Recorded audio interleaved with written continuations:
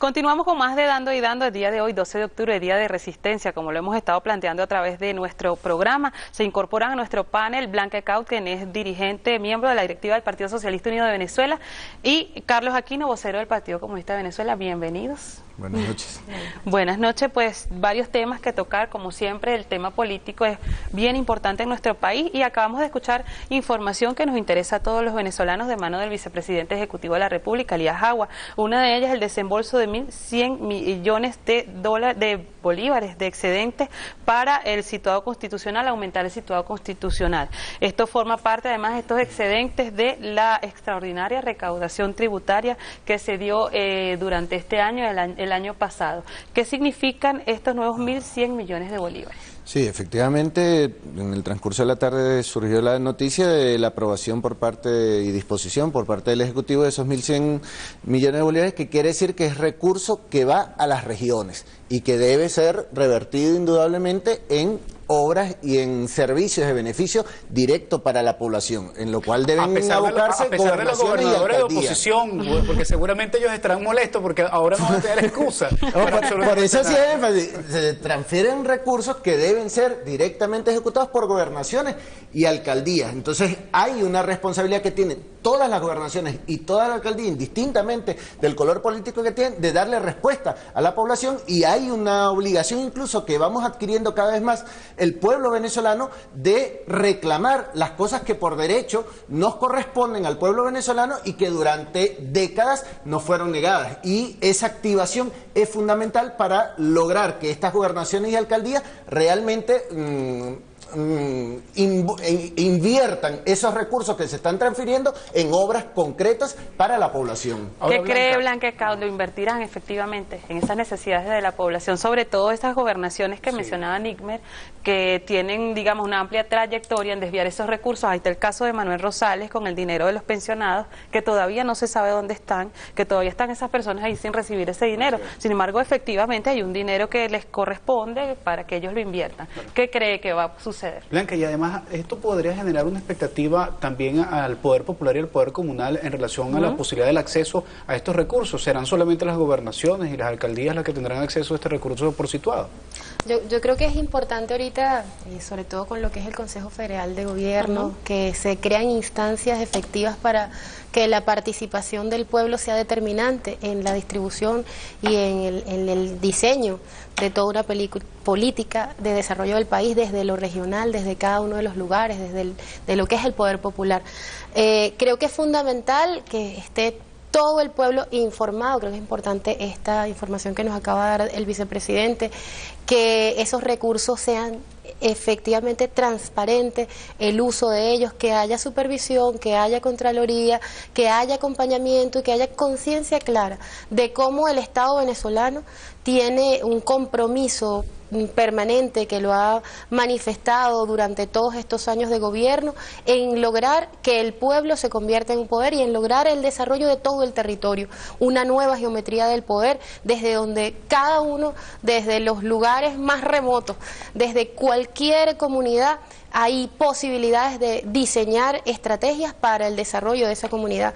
Y para eso, bueno, el control sobre las alcaldías, tanto de las alcaldías revolucionarias y las gobernaciones revolucionarias, más sobre las que ya han demostrado que no tienen ningún interés, que son lamentablemente las de la ultraderecha, que no tienen ningún interés en beneficiar al pueblo venezolano, que al revés utilizan los fondos para fomentar el conflicto, para generar situaciones más bien de crisis en las regiones. Hemos visto lo que ha pasado también en Táchira, en toda nuestra zona de frontera.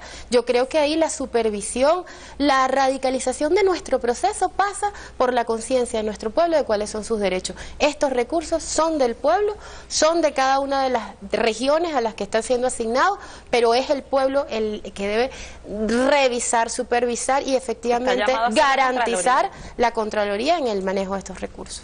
Ahora, bien importante también la información que daba el vicepresidente ejecutivo con respecto a que se está enviando la solicitud de 204.208 millones para lo que sería el presupuesto 2011, ¿no? Decía el reportero de la noticia, Luis José Marcano, que en el presupuesto de este año, 45% de ese dinero ha sido invertido en el área social. Esto habla claramente de la orientación que tiene el gobierno nacional, de la intención que tiene de fortalecer ese sector tan importante, ¿no? Todo lo que... En un momento en crisis del capitalismo, donde en el resto del mundo se reduce toda la inversión. Donde incluso se está discutiendo la disminución de beneficios, sobre todo para la clase trabajadora, pues en este momento en nuestro país todavía es posible que el 45% del presupuesto nacional sea dedicado a la no solo se ha discutido, sino que estos años recientes la inmensa mayoría de los pueblos del mundo han sufrido directamente de esta crisis del capitalismo que los capitalistas han pretendido hacer pagar a los trabajadores y a las trabajadoras el costo de esta crisis. Mientras que durante estos años en Venezuela no han sido en lo fundamental los trabajadores y las trabajadoras quienes han sufrido la crisis, sino que la propia estructura del Estado ha procurado que recaiga sobre todo en ella mucho de ese peso de la crisis, porque indudablemente nos tenía que afectar en mayor o menor medida. Claro. E incluso uno de los aspectos importantes también a resaltar, que Venezuela ha seguido avanzando en la senda, y Venezuela en el marco de este proceso revolucionario ha ido avanzando en la senda de dejar de depender de la renta petrolera, que indudablemente es una realidad, y es una realidad que el gobierno venezolano, que el gobierno bolivariano procura aplicarle un sentido social de inversión. Pero, por ejemplo, el tema de los ingresos no petroleros que se vienen desarrollando, entre ellos en la política impositiva, por ejemplo, es bien significativo los avances que han habido durante estos años y que deben seguirse profundizando en los años por venir. Se ha desarrollado una cultura tributaria en el país. De hecho, estos excedentes que están siendo aprobados vienen de esa recaudación tributaria. De que efectivamente, mientras se disminuye la inversión social en el resto del mundo, a pesar de la crisis, el impacto que ha tenido también, sobre todo en el tema energético, nosotros hemos logrado mantener el empleo, mantuvimos y de manera reiterada a lo largo de todos estos años se ha aumentado el salario.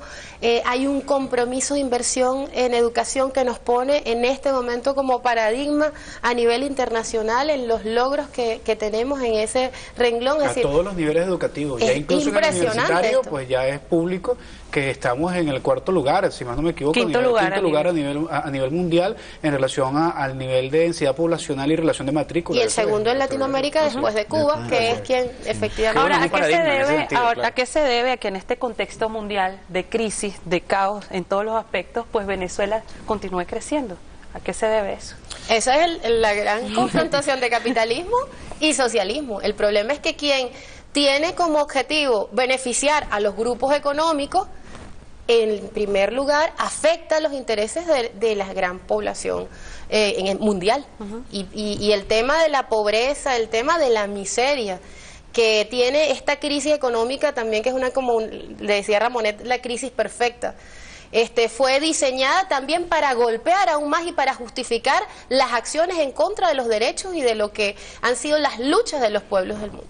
Sí, para graficar, porque a veces, y sobre todo para los usuarios y usuarias de BTV, ¿en qué en lo concreto se expresa esto? Que en la mayoría de los países de Europa, por ejemplo, ha habido una política no solamente de despido masivo, sino de reducción de los beneficios salariales de los trabajadores. De los empleados públicos, por ejemplo, también reducción de beneficios de salario. Postergación de los tiempos para la jubilación, que implica mayor explotación del ser humano. Indudablemente. Hoy que acaba de cerrar el registro del Departamento de Trabajo en Estados Unidos, hay 14.8 millones de desempleados registrados en Estados Unidos. El paradigma de ese modelo que nos quieren imponer, hay 14.8 millones, 9.6% de la población económicamente activa está desempleada en Estados Unidos. En España, de donde nos critican tanto y nos señalan tanto, hay cerca de 20% de desempleo. Así es.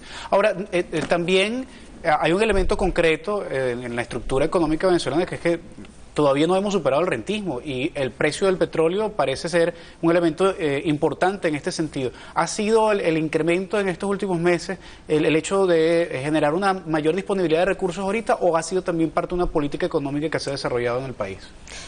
Nosotros tenemos el precio del petróleo que tenemos, parte de la política del Estado venezolano, porque entendemos además que somos una economía que tiene un peso importante en lo energético. Y es la postura firme del gobierno venezolano la que permitió sacar del foso los precios petroleros, que los encontramos a $7 por barril. Es decir, que no es tampoco, oye, una cosa que se da de manera casual, no hay un esfuerzo por consolidar la OPEP, por garantizar que efectivamente pudiéramos lograr una banda de precios que garantizara a nuestro país que ese recurso, que es importante y que es determinante en nuestra economía, fuese valorado efectivamente en el mundo. Y primero que todo, que el petróleo fuera nuestro realmente, ¿no? De nuevo. Eso es determinante, lo que tú dices, Jessica, y que sea de nosotros, porque ese petróleo se explotaba para llenar las arcas de los gringos. Y efectivamente tener el control de nuestro petróleo es determinante. El tema de que gran parte de nuestros ingresos vengan de lo petrolero es una ventaja para un país que quiere romper con un problema que no es solamente el del rentismo, es un problema de la dependencia, de estos 500 años de historia, 518 años. El problema no es Venezuela y nosotros dependemos del petróleo. En toda América Latina intentaron convertirnos en países monoproductores, monoexportadores, que no pudiéramos desarrollar verdaderamente una libertad económica, una soberanía económica, una planificación nuestra, sino que nos hacían dependientes para poder seguir teniendo el control de nuestros países a partir del control de nuestras economías. De allí vienen los que se molestan porque Venezuela ahora tiene agropatria a su servicio, ¿no? Yo creo que eso es una reivindicación histórica. Porque lo que bien señala Blanca con respecto al tema petrolero, y decía Jessica también con respecto a la riqueza del país, son aspectos imprescindibles para poder avanzar al socialismo, porque el socialismo que plantea como una esencia la satisfacción de las necesidades más elementales del conjunto de la población, no de una parte de la población, no de unos privilegiados, sino del conjunto de la población. Se necesita contar con un aparato productivo y unas riquezas al servicio de ese objetivo del conjunto de la sociedad. Hacia allá estamos avanzando, hacia la recuperación del conjunto de las riquezas de nuestro país. Entonces, ese planteamiento de la liberación nacional, liberar a nuestro pueblo, a nuestro país, a nuestra patria, de todas las formas de dominación que nos impusieron durante siglos, en ese proceso vamos avanzando. Y la recuperación de las riquezas tiene que ver con eso. La conciencia, la recuperación de nuestra conciencia, la liberación de nuestra conciencia, tiene que ver también con eso. Y un elemento fundamental es precisamente para poder lograr esos objetivos la ruptura de monopolios y oligopolios en la economía venezolana, que todavía quedan. Sí, claro, todavía quedan. Pero claro. oye, ¿cómo podíamos hablar de soberanía alimentaria cuando había una empresa que tenía el 80% de nuestras semillas? Es decir, allí nada más se ve pero cómo se estaba saboteando a partir de ese control monopólico o oligopólico. A partir de ello no es solamente que participa con eso que ya como premisa está en contra hasta de las leyes del mercado, el hecho de que existan empresas de esa naturaleza, sino que además es, eso sí, completo una quinta columna en el país. Toda una estructura diseñada para sabotear nuestra economía, para hacernos dependientes y para impedir nuestro desarrollo agrícola. Y yo creo que es importante evidenciar además que no es la posesión por parte del Estado de toda la cadena de producción, sino de los elementos estratégicos para poder garantizar esa soberanía. Y en este sentido se atiende muy bien y de manera muy clara el hecho de tener el control en relación a las semillas y en relación a todos estos elementos de ahora agropatria que permita generar ese control, ¿no? Esta empresa además con prácticas sancionables, sobre todo con el tema ambiental y el daño al ser humano que ocasionaba el uso de los defoliantes, el uso de los pesticidas, de manera absolutamente irresponsable, distribuían dentro del país agrotóxicos que estaban prohibidos en el mundo, que tenían elementos que se utilizaron hasta en la guerra de Vietnam para acabar con la selva. Esos defoliantes de hoja ancha eran utilizados por esa empresa, dañando no solamente el ambiente, la vida de nuestros campesinos y campesinas. Ahora, tenemos sectores como por ejemplo Fede Cámaras hablando de que ellos están en contra de la explotación. Esto es una cosa totalmente descarada, ¿no? Pero vamos a escuchar a Noel Álvarez lo que dijo, el expresidente de Fede Cámaras, lo que dijo a propósito precisamente de la expropiación de agroisleña. Ahora, la activación es fundamental para lograr que estas gobernaciones y alcaldías realmente inviertan esos recursos que se están transfiriendo en obras concretas para la población. ¿Qué cree Blanca Caut? Lo invertirán efectivamente en esas necesidades de la población, sobre todo esas gobernaciones que mencionaba Nigmer, que tienen, digamos, una amplia trayectoria en desviar esos recursos. Ahí está el caso de Manuel Rosales con el dinero de los pensionados, que todavía no se sabe dónde están.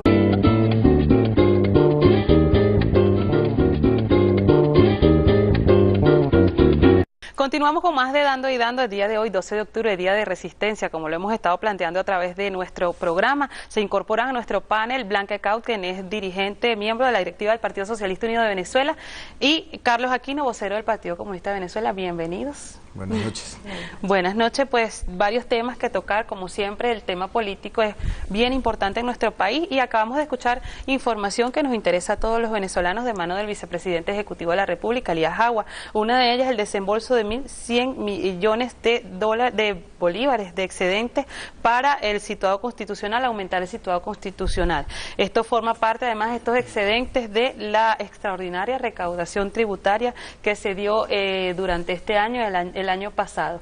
¿Qué significan estos nuevos 1.100 millones de bolívares? Sí, efectivamente, en el transcurso de la tarde surgió la noticia de la aprobación por parte y disposición por parte del Ejecutivo de esos 1.100 millones de bolívares, que quiere decir que es recurso que va a las regiones y que debe ser revertido indudablemente en obras y en servicios de beneficio directo para la población, en lo cual deben abocarse a pesar de los gobernadores de oposición, porque seguramente ellos estarán molestos porque ahora no van a tener excusa. Por eso sí es énfasis, se transfieren recursos que deben ser directamente ejecutados por gobernaciones y alcaldías. Entonces hay una responsabilidad que tienen todas las gobernaciones y toda la alcaldía, indistintamente del color político que tienen, de darle respuesta a la población, y hay una obligación incluso que vamos adquiriendo cada vez más el pueblo venezolano de reclamar las cosas que por derecho nos corresponden al pueblo venezolano y que durante décadas nos fueron negadas. Y esa